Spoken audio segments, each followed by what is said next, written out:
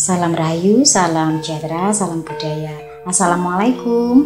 Halo dulur, mudah-mudahan sehat selalu nggih, lancar selalu rezekinya dan selalu dalam perlindungan Tuhan Yang Maha Esa. Amin. Dulur, tayangan kali ini saya akan membahas mengenai baiat dalam ajaran spiritual nih. Monggo disimak, barangkali panjenengan sudah tahu atau mungkin belum tahu nggih.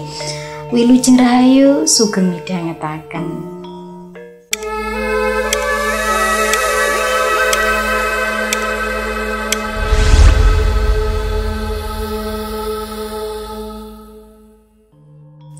Dulur, panjenengan pernah mendengar apa tidak yang namanya baiat? Ketika mendalami ajaran spiritual tertentu, di mana mencari guru, kemudian gurunya ini membaiat. Nah, sebenarnya baiat itu apa toh?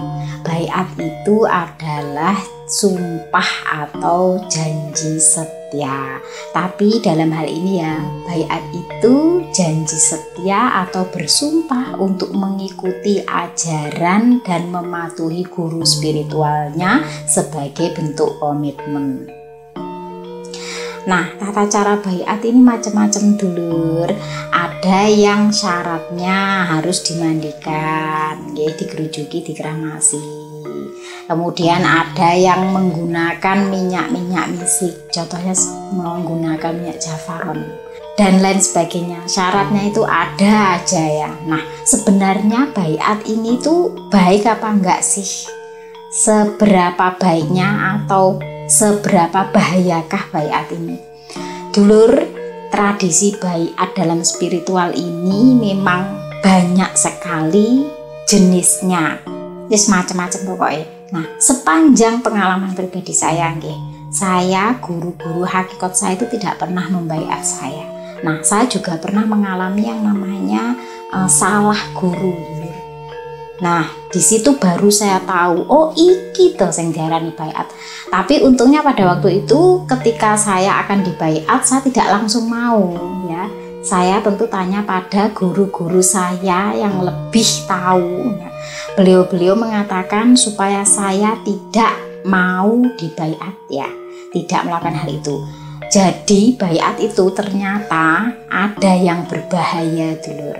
Seberapakah bahayanya nanti kita bahas. Sekarang kita bahas mengenai guru spiritualnya dulu nggih.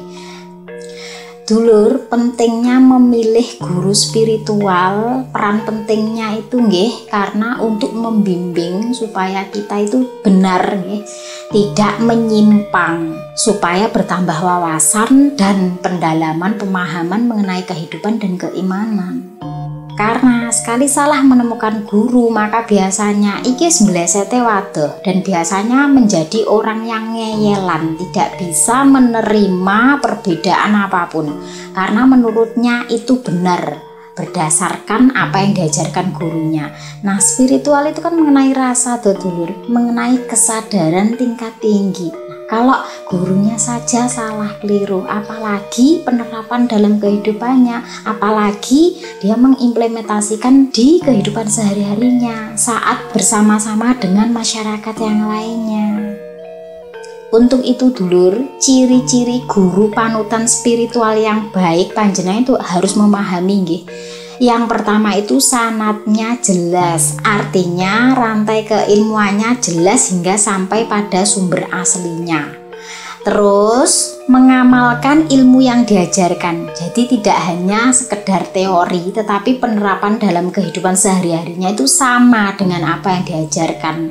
Memiliki akhlak yang mulia dan juga kerendahan hati. Kemudian membimbing dengan hikmah bukan paksaan, artinya tidak memaksa muridnya harus sesuai dengan kemauannya yang diajarkan. Lalu tidak menyalahgunakan kepercayaan dan kekuasaannya. Kekuasaannya apa? Menguasai muridnya. Jadi istilahnya tidak semena-mena gitu lur. Lalu membawa kedamaian dan juga ketenangan jiwa dan tidak bertentangan dengan nilai-nilai agama dan kebenaran universal. Nah, itu ciri-ciri guru panutan spiritual yang panjenengan harus tahu itu. Kalau ada salah satunya yang melenceng dari ciri-ciri tersebut, maka tarik diri. Berarti itu tidak benar. Karena zaman sekarang nggih, wong ki pengen dihormati, kadang ki ngaku-ngaku dulur. Kadang pengetahuannya ini tidak seberapa, tapi memaksakan diri ya untuk memperluas jaringan dengan cara golek murid saakake, kemudian mengajarkan sesuai dengan kekarepane DI, tidak berdasarkan kebenaran yang ada. Dan biasanya memaksakan itu kepada murid-muridnya. Pokok kudu manut ya. Apa omongku kowe kudu manut. Nah, itu bahaya dulur.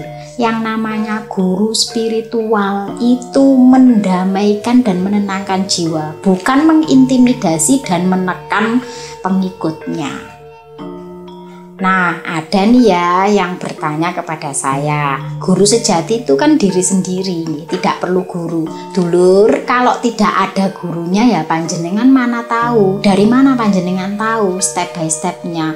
Siapa yang akan memahamkan, menjelaskan mana yang salah dan mana yang benar? Di logika saja nggih dulur, orang bisa membaca itu siapa yang ngajari?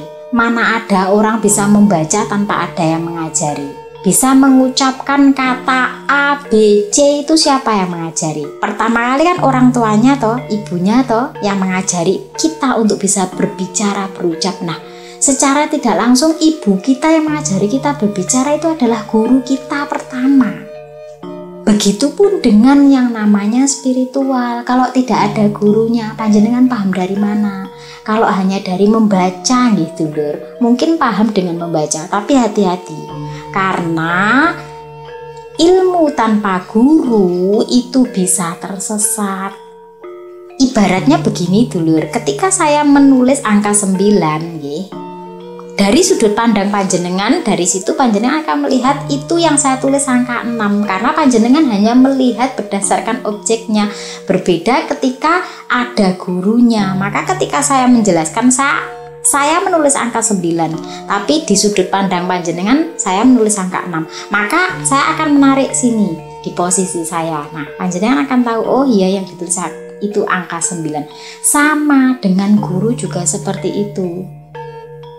Nah, mengapa memilih guru spiritual yang tepat itu penting? Karena gitu lur, supaya tidak salah dalam pemahaman ya. Tanpa bimbingan guru yang benar, seseorang itu bisa tersesat dalam pemahaman yang salah, seperti yang saya jelaskan itu tadi ya. Kemudian mendapatkan pencerahan sejati. Seorang guru yang baik itu akan membimbing muridnya, membantu memahami hakikat spiritual dengan cara yang benar, dan membangun akhlak yang baik. Karena spiritual itu sangat berkaitan dengan akhlak. Dan lebih pentingnya lagi adalah menjaga kesehatan jiwa dan mental. Guru yang baik dan tepat itu mengajarkan dengan cinta dulu, bukan dengan intimidasi maupun eksploitasi. Apalagi mencari keuntungan dari muridnya. Nah, sekarang kembali lagi ke baiat nih dulur. Hati-hati, jangan terjebak. Ini alasan kenapa baiat itu bisa berbahaya. Yang pertama, baiat buta bisa menghilangkan kebebasan berpikir. Panjenengan jadi tidak tahu mana yang salah, mana yang benar. Asal ngikut saja, asal nurut saja. Nah, ini bisa menghilangkan kebebasan berpikir panjenengan. Kemudian yang kedua, penyalahgunaan kekuasaan. Artinya guru spiritual ini bisa menggunakan kekuasaannya ini untuk bisa mengeksploitasi muridnya, mengambil keuntungan dari muridnya. Karena muridnya sudah dibaiat tadi, di mana di situ ada janji-janji yang harus dilakukan, ditepati oleh muridnya. Yang ketiga, bisa menjadi pintu masuknya doktrin ekstrim. Nah, ini bahaya dulur, dimana kalau sudah ditanamkan pemahaman yang ekstrim, kadang kalau disuruh apapun itu tetap dilakukan. Kayak disuruh ngebom, kayak yang kemarin-kemarin itu ya. Terus ada yang disuruh untuk membunuh. Ini bahaya, tetap dilakukan karena apa? Karena dia merasa apa yang dilakukan ini sudah benar berdasarkan perintah dari gurunya. Ini kalau bahasa kerennya itu apa ya, brainwash gitu lur, dimana orang itu dicuci otaknya sehingga apapun yang dikatakan oleh guru panutannya itu dilakukan, walaupun itu jelas-jelas salah, tidak masuk akal sekalipun tetap dilakukan karena pengaruh dari baiat tadi. Yang keempat, kalau sudah di baiat ini susah keluarnya, ibarat sudah nyemplung angel mentase. Kenapa? Karena terikat dengan perjanjian itu tadi. Panjenengan kan tidak tahu saat di baiat syarat-syarat yang dilakukan itu tadi loh mengandung apa, diiseni apa kuwi mau. Bisa jadi yang dimasukkan itu adalah jin-jin atau setan yang bawaan dari gurunya, yang mana lek gak diikuti nggih perintahe, tidak dilaksanakan kuwi terus loro, akhirnya malah meyakini, mempercayai, aku lek gak patuh sama guruku kok jadinya gini, badanku sakit semua. Kalau gak gitu kayak orang kerasukan, kayak orang hilang kendali. Nah, soalnya panjenengan gak tahu apa yang dimasukkan itu, apalagi menggunakan minyak-minyak misik itu, yang mana itu mengikat jiwa panjenengan di bawah kesadaran panjenengan itu. Ibaratnya ki koyok wong kena pelet ki lho dulur. Angel masih dituturi sapa-sapa ki gak ngrungokne. Sulit karena sudah terikat. Dan yang terakhir, tidak semua baiat itu diajarkan dalam agama dulur. Baiat itu tidak diwajibkan, nggih. Kalau ada ajaran-ajaran yang menggunakan baiat itu patut panjenengan telusuri dulu, panjenengan pahami benar-benar dulu. Karena itu bukan kewajiban. Yang namanya spiritual itu membangkitkan kesadaran diri panjenengan, bukan suatu perjanjian yang mana Anda harus melakukan. Walaupun sekarang ini nggih dulur panjenengan tidak mau mendalami apa sih itu spiritual. Yang penting norma-norma yang berlaku secara universal panjenengan tidak melanggarnya ya sudah. Nanti hidayah itu akan datang sendiri. Nah, belajar agama itu nggih dulur tanpa spiritual itu kosong. Panjenengan cuma menjalankan aturan-aturannya tanpa merasakan, tanpa memahami. Spiritual itu tentang rasa dulur. Panjenengan benar-benar paham. Podo karo ini lho dulur. Anda bisa membaca dan menulis tapi tidak paham dengan apa yang panjenengan baca dan tulis. Nah, sekarang bagaimana cara menghindari baiat yang menyesatkan? Nah, yang pertama, selalu gunakan akal sehat dan kritis sebelum berbaiat. Ojo langsung manut, jangan asal mau aja kalau disuruh ini itu. Panjenengan harus bisa berpikir, loh, saya disuruh minum ini, saya harus melakukan ritual ini. Yang mana panjenengan tidak bisa melogikanya, asal ngikut saja itu tidak baik dulur. Apa yang panjenengan lakukan itu panjenengan harus tahu, harus paham, harus sadar atas kesadaran diri, bukan atas paksaan. Contohnya gitu dulur, misal nih saya gurunya, terus panjenengan saya baiat, harus syaratnya mandi di 7 mata air yang berbeda. Nah, panjenengan berhak bertanya kepada saya, kenapa harus 7 mata air yang berbeda? Misalnya begitu nggih. Jawabannya karena untuk membersihkan energi negatif yang melekat pada diri Anda. Nyapa kok pitu? Nah, karena pitu itu nek di Jawa jenenge pitulungan. Langit kuwi sampai enek pitu. Nah, misalkan saya menjelaskan demikian, itu kan masih bisa dilogika lah. Beda lagi kalau kamu harus minum darahnya kambing.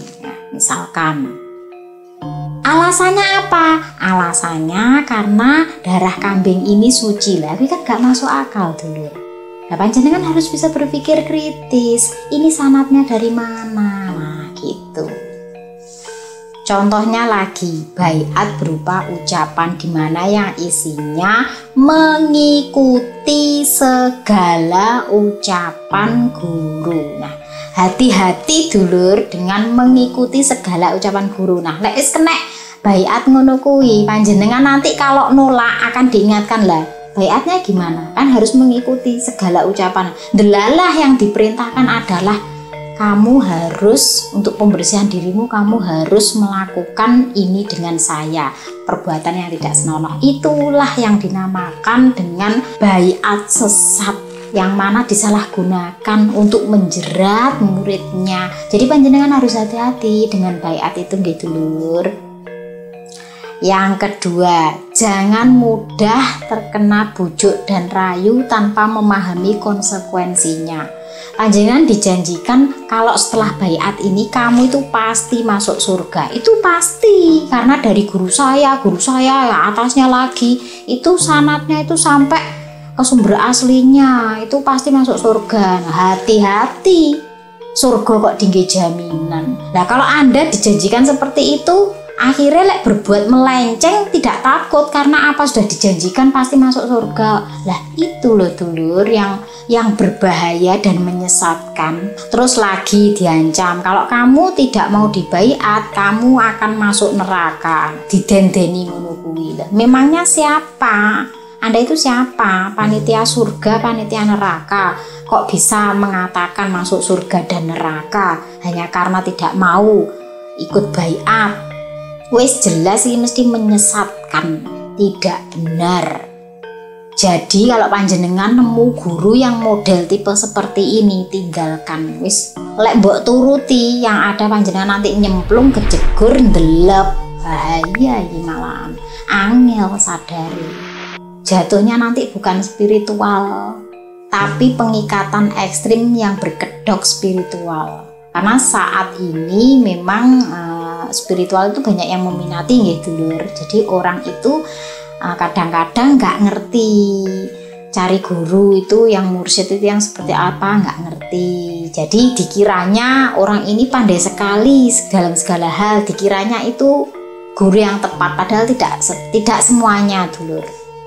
Lek mek pinter ngomong tok kabeh iso nggih, tetapi penerapan kehidupan dalam sehari-harinya belum tentu. Dan yang ketiga, tanyakan kepada orang yang lebih berilmu sebelum mengambil keputusan. Ketika panjenengan ya ingin mengikuti ajaran spiritual tertentu, nggih, kok rumangsane srek masuk padepokan ini misalnya nggih. Kemudian panjenengan syaratnya tapi harus dibaiat, nggih, misalnya. Nah, baiatnya kira-kira apa? Panjenengan harus ngerti, harus paham isinya itu apa, ngarahnya itu kemana, itu harus paham. Kalau nggak ngerti, jangan asal mau berucap, jangan asal mau iya melakukan ritualnya, nggih.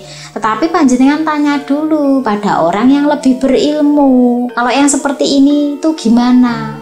Apakah itu baik untukku, ataukah nanti malah justru akan berakibat buruk? Itu harus ngerti, nggih. Nek nggak ngerti, tanyakan pada yang lebih ngerti dan berilmu. Kalau panjenengan nggak ngerti juga, tanyakan pada tokoh agama yang panjenengan anggap kredibilitasnya ini baik, nggih. Panjenengan bisa sharing di situ. Memang kalau yang seperti ini menyimpang apa enggak dari agama? Nah, panjenengan berhak untuk menanyakan itu. Jadi jangan menjadi orang itu yang gampang ikut-ikutan ataupun FOMO tanpa memahami apa yang panjenengan ikuti, ya. Intinya guru spiritual yang baik itu tidak mengikat, tidak ada perjanjian-perjanjian apapun. Saya pribadi nggih dulur, guru-guru saya itu tidak ada yang membaiat saya, itu tidak ada. Intinya meskipun saya pernah salah guru, tetapi guru-guru saya yang lain mengatakan, nggih, jangan pernah mengolok-ngolok orang yang pernah kamu timba ilmunya.